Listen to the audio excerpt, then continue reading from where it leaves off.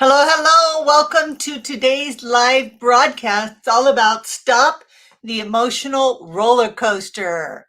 I really want to talk to you about this. And I want to just welcome the ladies that are coming on live from Facebook. I haven't done a Facebook Live in some time. I've been hanging out over on YouTube, and then I decided I got to get back over to Facebook and connect with my Facebook ladies. So you can catch me live on Thursdays at 3 p.m., either on Facebook going forward and on YouTube. So make sure that you're following my Facebook page and subscribing to my YouTube channel. That way you know when I'm going live. And I would love to hear hear from you. So if you're coming on, I would love to have your comments. Just post them in the chat, and that way I can interact with you and welcome you and say hi and answer questions. So hello, Kushal, welcome. I am wonderful. Thank you for being here. And so this is a really important topic because, I mean, I'm sure you can relate, right? Have you ever been on, experiencing, especially with dating, relationships, new relationships? Hey, Addie, thank you. Hi, thanks for being here. New relationships. Nancy, yay, thank you for being here. And I'm going to keep talking and welcoming the ladies that come on because I love to connect with everybody. So, you've been there. I've been there. We've all been there where we're feeling great, elated. Something's happening that's really great. And you're really feeling positive about it and excited and exhilarated even. And then maybe in the very next moment or very soon after that, you feel very deflated, disappointed, discouraged, sad, and maybe even feeling a little desperate. That definitely happens when you're first starting to date somebody, or if something happens at work, or if you're interacting with a man that isn't getting back to you. All of those things can lead to these emotional highs and lows, and they're really, really destructive for your mental well-being. Hi, Tony. Hi, Clay. Nice to have you here. Yeah, we've got the gents in the house. Woohoo! And we'd love to hear from you, Clay, if you have any feedback for us. Great. And so I really like talking about our emotional intelligence. That's really what this conversation is about, because when your energy is like electricity and it goes through the wire really quickly, your vibration. So if, for example, me as a leader, as a coach, when I'm feeling really good, when I'm making these videos, I'm on this high, I know you can feel it, right? My enthusiasm is contagious.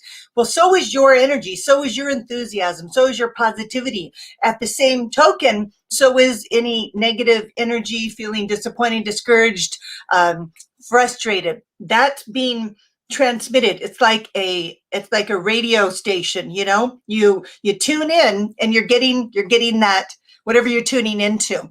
So if you're sitting there talking to somebody and you're tuning into them, you're going to pick up on whatever frequency they're sending out, whatever emotional vibe that they have. And that's why it's so important that we talk about this, because your emotions are like a barometer, right? And they're designed to bring awareness to how you're feeling, so that you can be in touch with your feelings, and then you can, process those feelings. But if you don't use your feelings and emotions like your guidance system, and you allow them to continue to, I guess, build and build and build, then you're going to be subject to not only the ups and downs that happens when you do that, when you don't take action, but you will say and do things that you regret, and then you'll have the consequences that cause even more emotion. And then you're on this cycle, and then you're having to do that damage control where you have to get back to people, talk to them, make sure that everything's okay. And a lot of times we do this, we get frustrated because we go into people pleasing. We start people pleasing, over giving, not holding boundaries, not knowing how to hold boundaries. So we agree to do and say things that we don't really mean.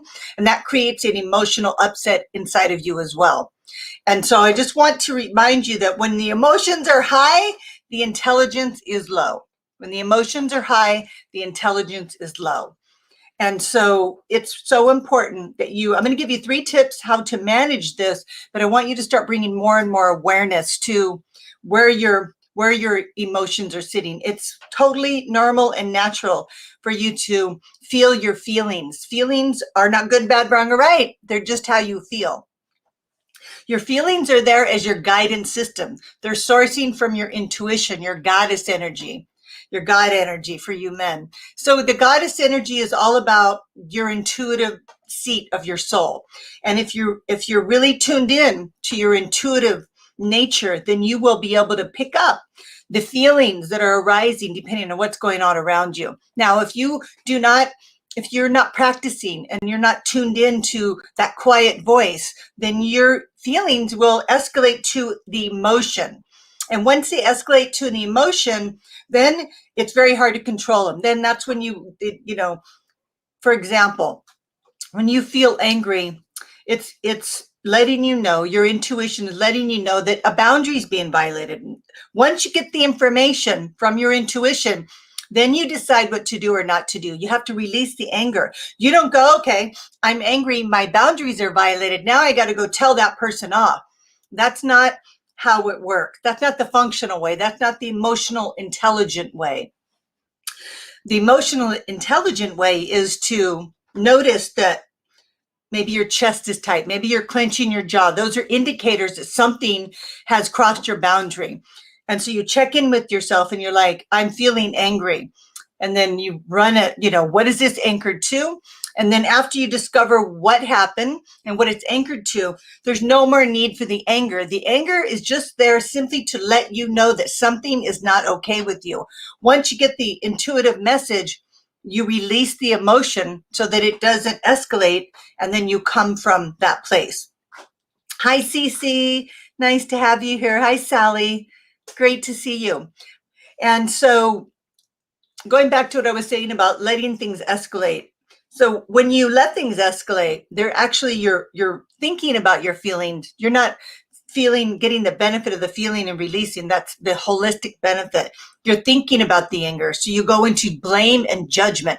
That is thoughts about feelings. And that's exactly what happens when you do not feel and release your feelings. You become emotionally unintelligent and you do things you regret, and then you reap the consequences. And that's how you get stuck on these dating ruts, these emotional ruts. You don't move forward in life, in your work, with your family. Your relationships continue to be dysfunctional.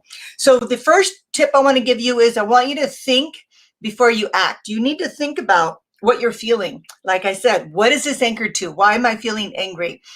And because if you let that carry you away, it'll cause you to act in irresponsible ways. So you need to think about what the action step you're going to take that derive from the anger. So like I said, once you get the message, then you decide what to do or not to do. You never decide what to do or not to do when you're in the emotion of anger, because as you know, we all know, you're going to act from that place. That's the dysfunction. As a leader, as a coach, I cannot be a powerful, sit in my personal power when I am coming from emotion. I'm not able to be objective. I can't show up 100% for my clients, my community, my tribe, because the emotion creates a filter, and it filters everything that I've experienced in my whole life, and then it wants to act from that place, and that is going to cause a lot of problems. So what I do is, it's really simple. It's just, all you have to do is take a breath. You just need to take a breath. Breathing is the most powerful tool that you have, and it's happening automatically. So if you are more intentional with your breathing, you're going to have a bigger result. So think before you act and take a breath and make sure that's going to serve you, whatever your action step is. The next one is, I want you to consider the bigger picture. Hi, Sabrina. Hi, Starflower. Hi, Suzanne. Yay, sharing me with a friend. Thank you so much. Welcome, friend. I love that. So consider the bigger picture. When you are in your emotion, you're not considering the bigger picture, right? When you get caught up in the day-to-day dramas of life, you forget what's really meaningful to you. And when you're upset, you don't really see the situation in a different perspective. For example, I recently experienced this with a client. And so, you're online, you're talking to somebody, things are going really well, you think, and it feels like it could be a match, and there's a lot of potential there. And then the person that you're interacting with starts to get sexual, starts to send you inappropriate texts. And so you went from this high, like, wow, this is something we're going to meet. This has a lot of potential, to, oh my gosh, now what do I do? I'm now confronted with this negative situation, and I don't know how to bring it back and keep this in control. So that's when you start feeling desperate, because there's so much potential and you think that this could really work. But now there's these low value comments that are coming through. And what happens is it causes you to want to somehow correct that. But you can't correct that, because that's just giving you information about how this person is going to show up, what this person is looking for, and they're not looking for the same thing. So at that point, you have to defend your boundary and next them. But what can happen quite often is that you're reluctant to do it because the high was so high and your mind so addicted to the drama that you don't want to get off the high and the potential. And remember, I don't want you to buy into the potential, right? And so then you fall for that, and then you get trapped in this emotional roller coaster. So if that ever happens to you, you have my permission to just next and delete. It's like a drop kick online. You just have to do that, because you have to remember, consider your bigger picture. That's my second tip. What is it that you're wanting to create in your life? Not just in your love life, but in your life. If you're allowing men to cross your boundaries and send you sexually inappropriate comments, what other boundaries are being crossed in other areas of your life? So that's something you really want to pay attention to. And and the whole intention is to create and maintain loving, healthy relationships throughout your life, starting with the one you have with yourself, right? And the third tip I'm going to give you, and then I'm going to see if there's any questions, is I want you to learn to deal with your emotions in a healthy way. And how you do that is you sit with your emotion. So what you do is, and what I do is, I sit with my emotion. So something comes in and it's potentially feeling anger, sad, frustration, disappointment. These are all normal, natural feelings that you have if you're a human. Grief. What other emotions feelings can we feel? I'm gonna look at my little chart. Scared, shame, disappointment, worry, embarrassment, all normal. We're gonna feel a range of all these feelings. And then there's a benefit that is attached to each one of those, in each one of those feelings that I named. And you have to learn to interpret those more and more. That's why if you sit with your emotions, then you're going to be able to get the benefit of what that emotion, what that feeling has came to tell you from your intuition, from your goddess energy. And so, for example, like earlier I said, the energy of anger is a boundary defense. If you're disappointed, it means to be persistent. So you feel the disappointment and then you persist once you move the energy of the disappointment. When you feel fear, it's a warning energy. Something is going on that may not be serving you. The only thing with fear that I really want you to watch out, because sometimes, a lot of times, I'd say most of the time, your mind's going to send you a false alarm. It's going to send you a smoke. It feels like it's a fire, but it's really just smoke. And what I mean by that is, all of the things that have happened to you in your whole life, your mind has remembered. In fact, it's got a whole file. And anytime you feel fear, it pulls up the file folder and it's like, run, get out of there. This is not going to be good, but this is a new situation. But it's all the fear is sourcing from your history, from the past. So they'll project it into the now and make you feel like it's actually a fire when in fact it's really just smoke. So you have to get really good at sitting with your emotions. And so all you have to do is sit there and let go of your thoughts that are surrounding the feeling that you're having and just sit with it. And if you can just focus on the feeling and not the thinking, because your mind's going to try to override your feeling because it's wanting to keep you safe, but you are safe. You're safe, right? Everything's okay. And when you sit there in that, then you can start to feel it more and more. And the more you feel it, that means you're validating it. You're giving value to how you feel. When you give value and you validate yourself, then you don't need your mind to do that. Your mind is kind of out of the equation. All that your feeling is your intuition, your feeling, your goddess energy is looking for you to give value to this information that it's sending you from your innate intelligence. It's giving you this incredible information so that you can decide what to do and what not to do. But when you don't sit with it and you don't feel that, then like I said earlier, it goes into, you start to think about it, and then it turns into the emotional blocks. And emotional blocks are immature, and what they cause is you to repress, minimize, and deny your feelings. That means you're not getting the benefit of the feeling, the message that is sent to you, and you go into denial and you repress it. And then that's what creates all these, continues to keep that wall that you've got around you to protect you, that defense mechanism. And it also creates a lack of authenticity, because anytime a feeling comes in, you haven't demonstrated the emotional intelligence of being able to see the value of your intuition, seeing the value of taking a breath, sitting with it.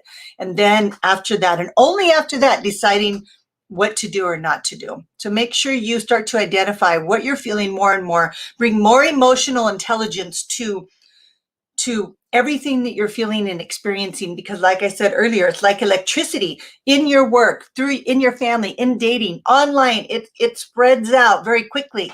It's energy. And if you don't process your feelings, then you will repress and minimize and deny. And that is what I call self-abandonment. You're just abandoning yourself in the very wonderful information that we are so gifted. It's such a gift. It's a superpower that we have this ability to feel and interpret these feelings and release them, and then decide what to do or not to do. So you need to start honing that more and more. So hi, Karen. Thank you. I am going to take a couple questions and then we'll call it a day. Let's see. Let's see. I dated a guy that ghosted me for 2 years. Recently gave him another chance. Had a dinner date, and now he's just randomly texting. What's your advice? I was hoping to have a relationship with him this time. Hi, Sally. I'm sorry that that's happening to you. Let me just review that for a minute. So I think that the first time, and I say this with love, he showed you who he was, and now he's randomly texting. So he's on his way out, and for whatever reason, he doesn't see the potential of a relationship with you. As hard as that is to hear, this is going to save you so much time and energy. Guess what? You never have to go out with him again, and you don't have to continue to settle for the crumbs that he's giving you right now. You right now can take your power back and decide not to go out with him again. You might have been hoping to have a relationship with him, but he, and we don't get to know this, is not wanting to have a relationship with you other than this occasionally, showing you who he is. And I know it's really hard when you see all that potential, but so before he ghosts you, I would definitely just give him, say goodbye to him, let him go, tell him that you don't think you're a match for long term and you enjoyed seeing him again, pay it forward, and good luck on your journey. And I'm going to move on. That's what I recommend you do, because he is showing you who he is and is going to be with you. And so good luck with that. Let us know how it goes. This is a really good one. How can we flirt without giving the wrong impression? Some men take flirting online as wanting just to hook up. True. And that's true. They do. So you have to, I guess, be careful somewhat with how you do it. So flirting online is like compliments, and let's see, what would I do? Compliments, and complimenting men on more neutral topics, like, if he's got a picture of him going to a black tie event, I love the bow tie. But you don't want to say looking studly or looking, so you really want to temper what you're saying. Like, you seem to have a great eye. I've really enjoyed looking at your photos online. Those kind of more neutral acknowledgments, compliments. And so flirting has to be pretty vanilla when you're online, because again, it's easy to give the wrong impression. Now, if you do something and you want to back up a bit, what I recommend you say is, I don't think we've known each other you must be mistaking me for somebody that you've known longer. That really works for my clients. And you can do a little wink, so it's kind of a softer, boundary. Or I don't think that we've known each other long enough to have this discussion yet, and something like that. And if that goes too far, and hopefully that will slow his roll. Now, if he doesn't slow his roll, then you'll have to just next him. So it is a bit of a dance, I have to admit. It's hard to just tell you like a blanket statement. So just know that your job is to figure out what works for you and what doesn't. So when you have an experience like that, don't take it all personal, but you learn from it, because I think that will really help you.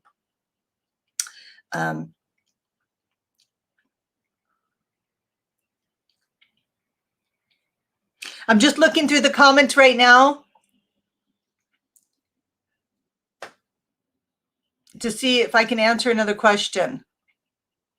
It's always helped me when feeling angry to ask myself, what am I afraid of? To find the bigger picture. Yes, that is awesome. What am I feeling?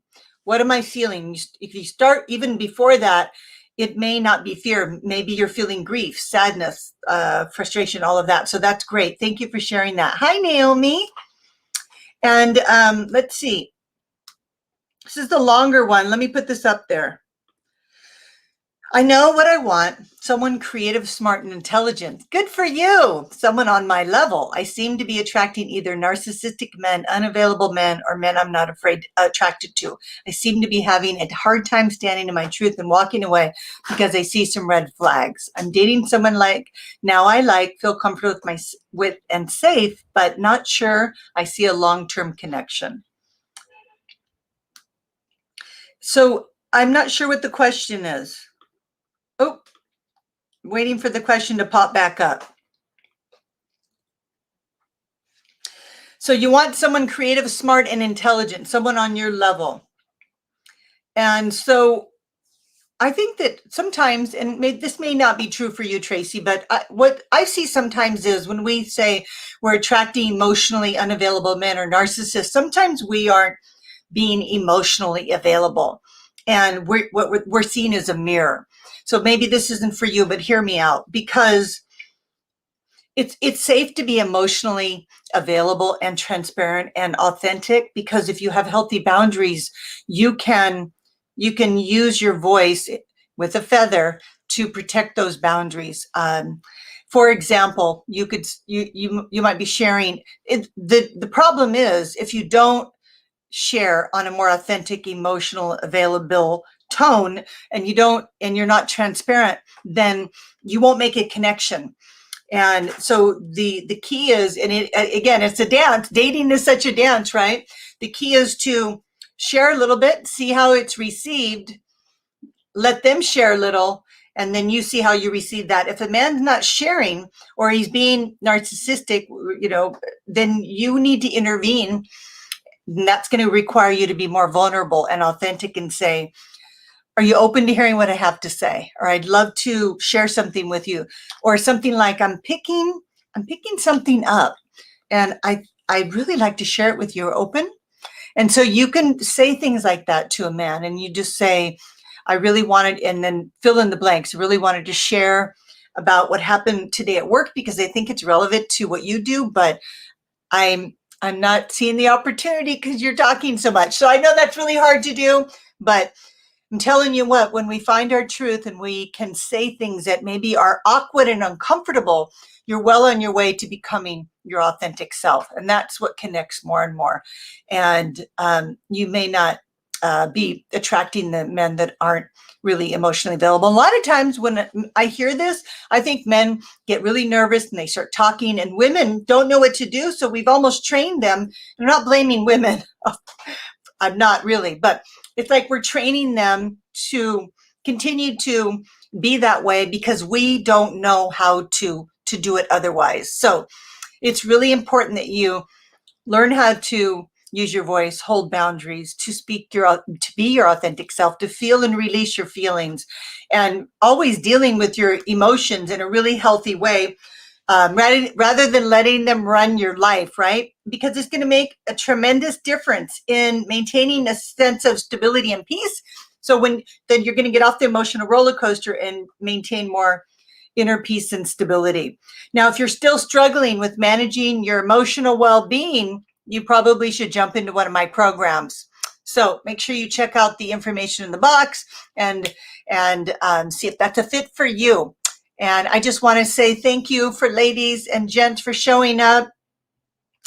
And if you continue to post your questions on Facebook or YouTube, I always go back and answer them. And I'm always open to hearing your suggestions for topics that are relevant for you that you're going through. And I do read the questions and I get a lot of inspiration from them. So thank you all for being here. Thank you, my Facebook ladies. Don't forget to follow me on Facebook so that you get a notification when I'm going live. And then over on YouTube, if you're subscribed, you get that notification as well. All right, ladies and gents. Hi, Lilac. Hi, Ava. Hi, Suzanne M. Yay, Connie. Hi. Sending you all so much love. Have a beautiful rest of your day and weekend. Bye.